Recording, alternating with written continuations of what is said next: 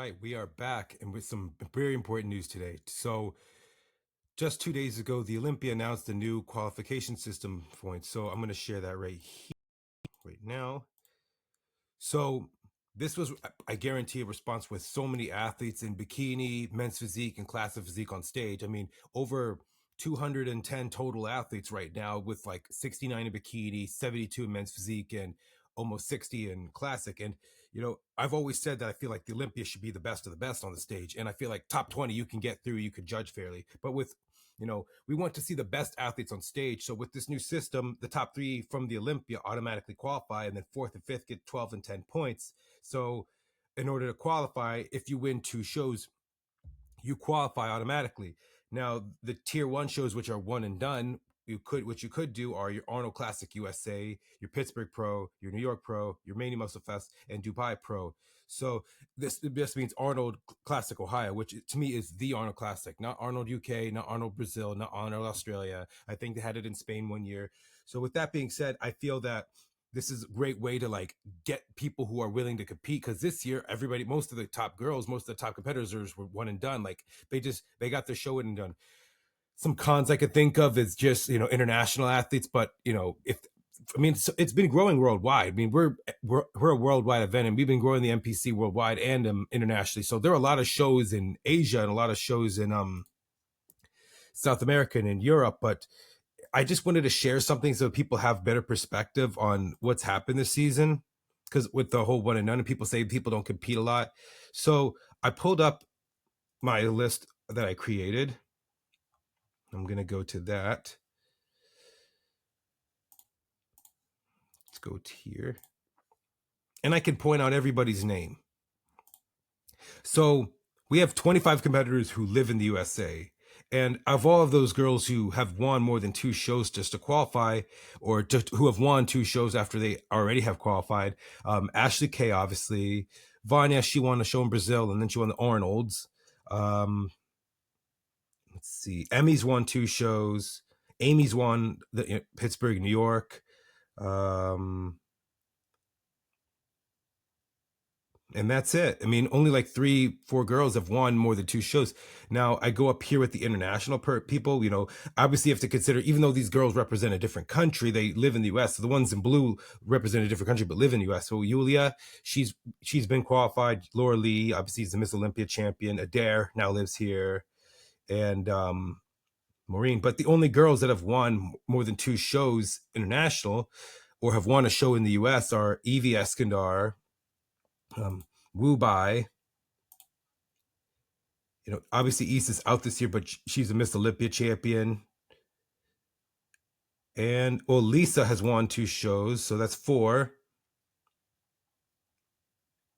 And Reina. So literally only 10 girls in all of bikini that are qualified right now have won more than two shows. So this gets people to go out and compete more. It's like, it makes it where it's like, if you really want to go to the Olympia, you're willing to do that. If you really want to be a contender, you have to really go out and compete. And I look at it as, this is a way to weed out people. Now, does this mean we're going to have just 25 girls? No, you're most likely going to have 30 people qualified. You have to consider, Olympia champions who are qualified for life, but they need approval from the pro league just to do the show. So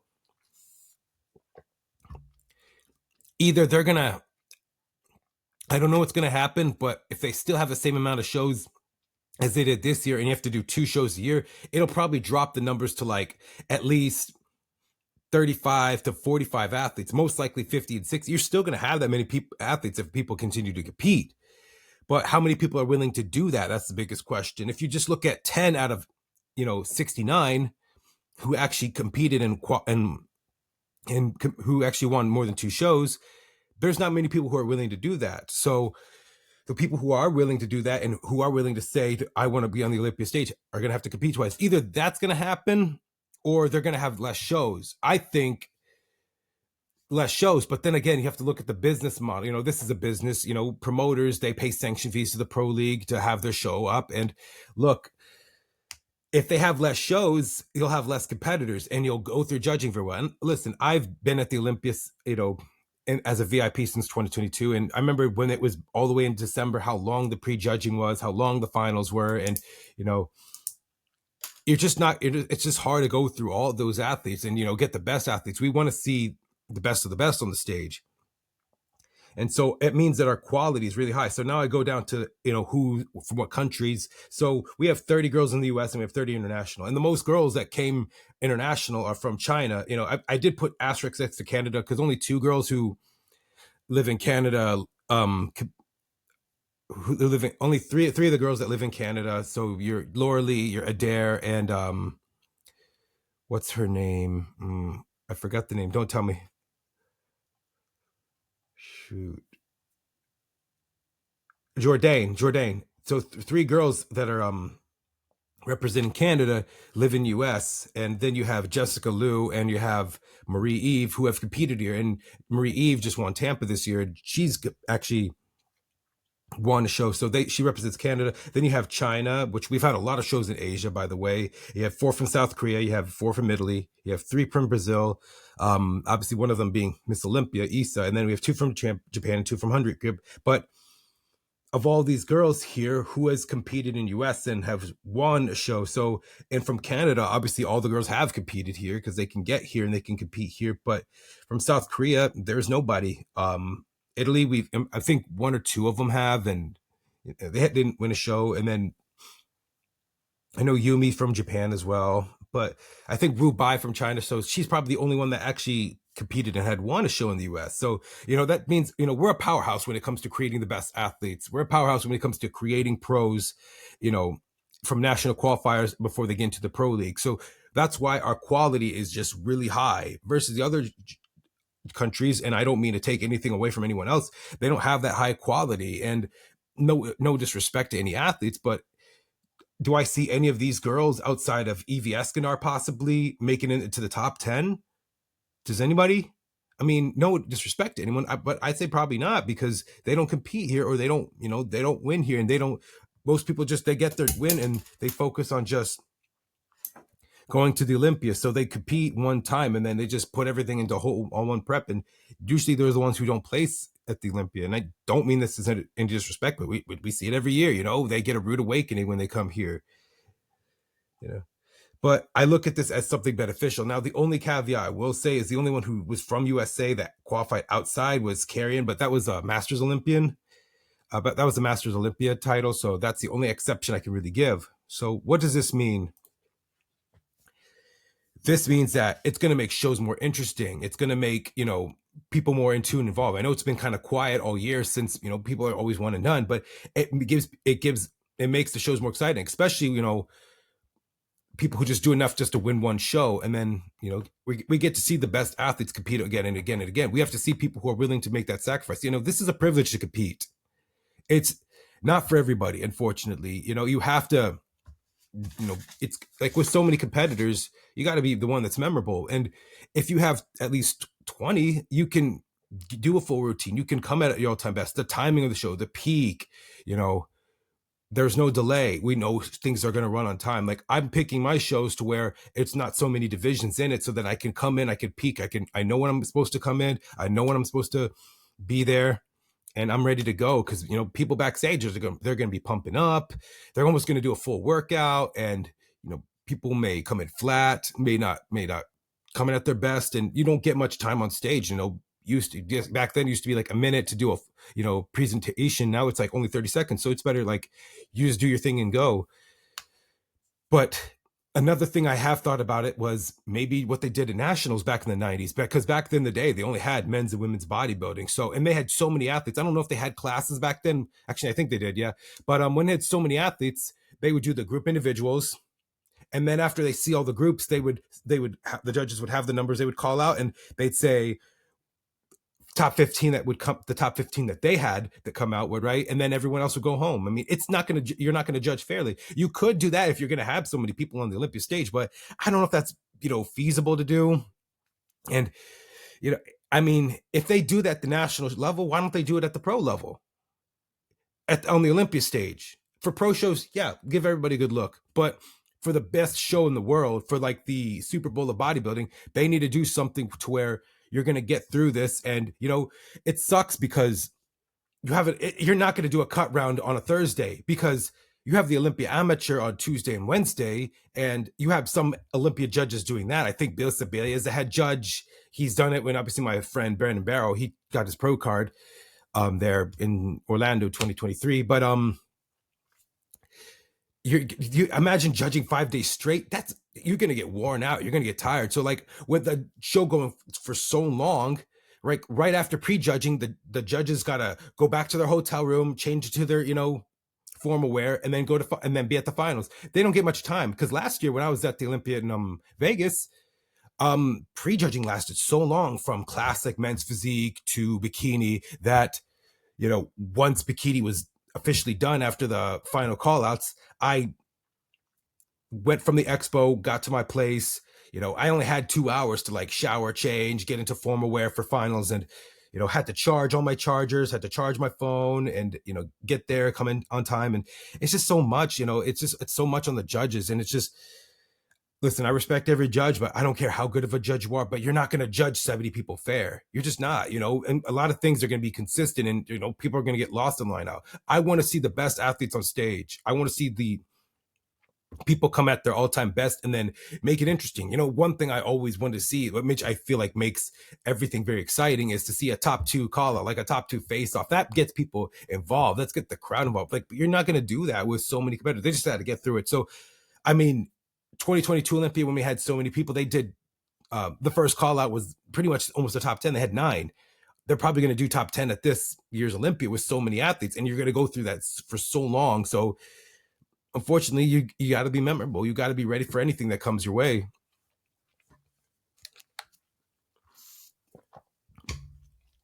But now it kind of makes like certain shows feel like they're not as special as it was in the past. Like Tampa used to be a big show, but now it isn't anymore. It's kind of like dwindled down over the past couple of years. Toronto was a big show at one point. Vancouver was,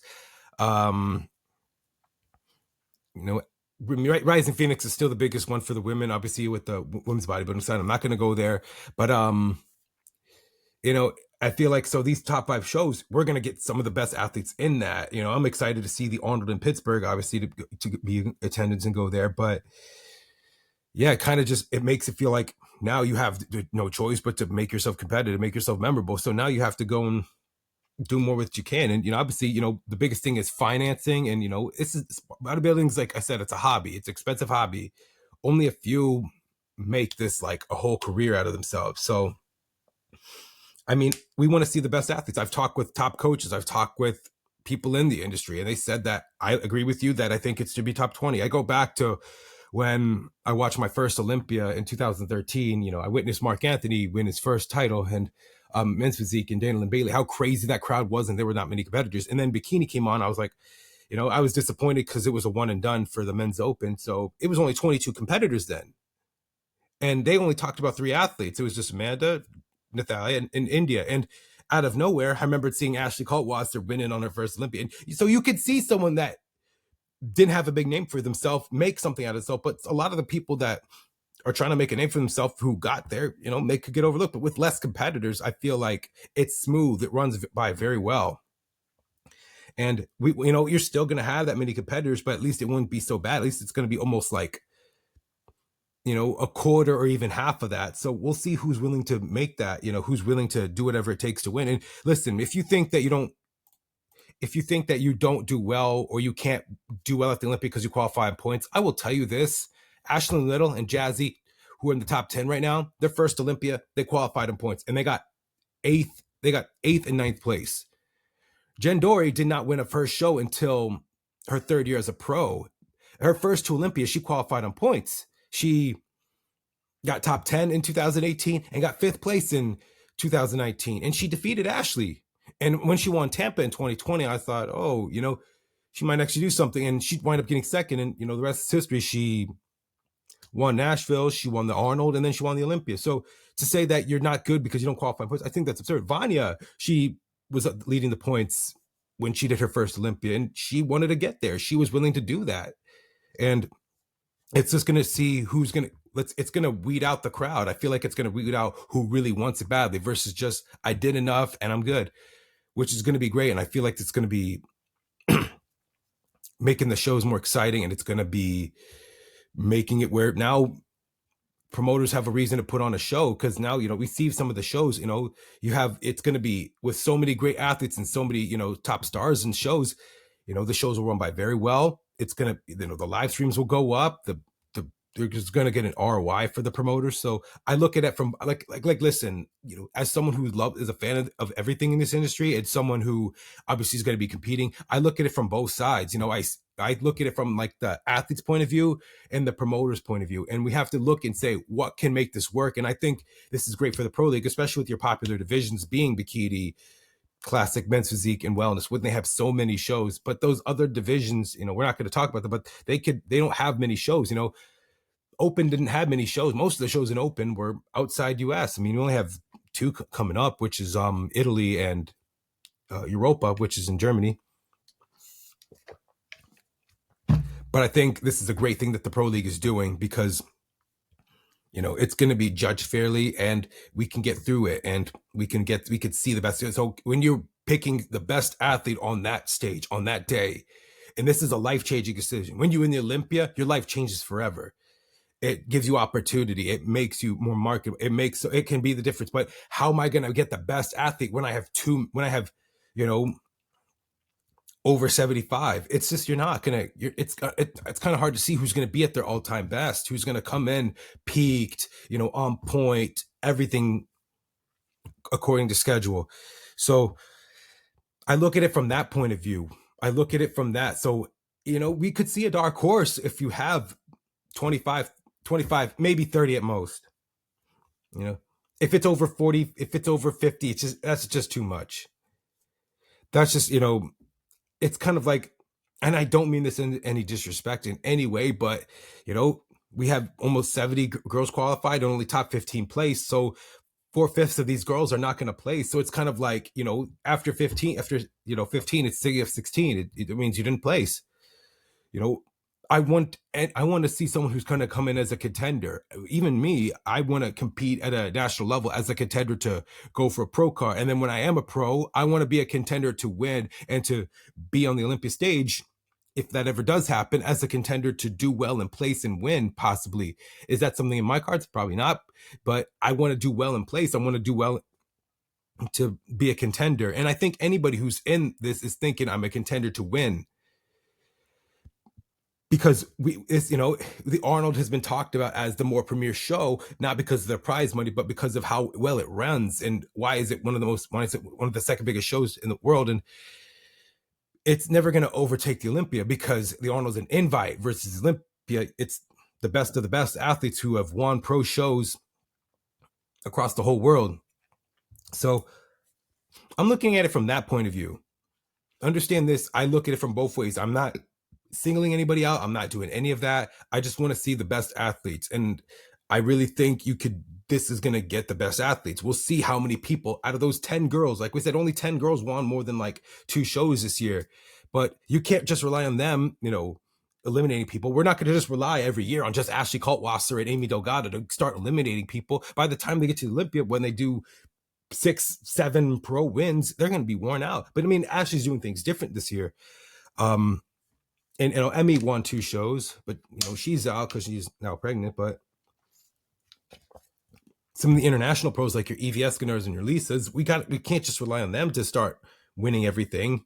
The cost of competing, the makeup, hair, it's a lot to just go into it. It's a lot on a women's side to go and compete versus on the men's side, because there's a lot of things that go into getting on stage and all the things and all the components. So I'm hoping when people see this, they're not taking it the wrong way. You have to have that big point of view and see things for what they are and not how you like it. And we have to make sure that we see the best athletes on stage. We are still gonna, if it does go the way, like having that many shows, we're possibly gonna have 40, 50 athletes, but how many people are willing to do more? Most people are going to be like, I got my 2 pro show wins, I'm done. And that's totally fine. But how many people are willing to do, how many people out of those 4 out of 20 from the US, like if a quarter girls from the US only won a couple shows, it's still going to have that many athletes, but just maybe like 10 or 20 less at most.